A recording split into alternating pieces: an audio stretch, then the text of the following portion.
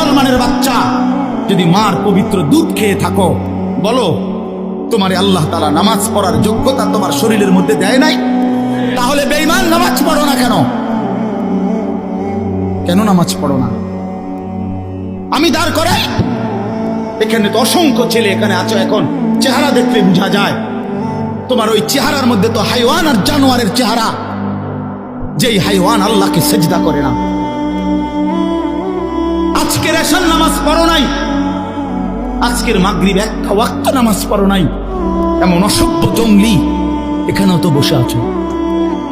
বেহায়া, লজ্জা করে না? বেহায়া কেমনে ঘুমাইবি বেটা? নামাজ না পড়ে যদি ঘুমাও, ফেরেশতা যদি একটা লাথি মারে, ফেরেশতা যদি একটা লাথি মারে, ফজরের নামাজ না পড়ে যে ঘুমাও, ফেরেশতা যদি একটা ঘুমের মধ্যে রেখে লাথি দেয়, ফেরেশতা ঘুমের মধ্যে রাইখা কোনো জাতিকে ধ্বংস করে নাই?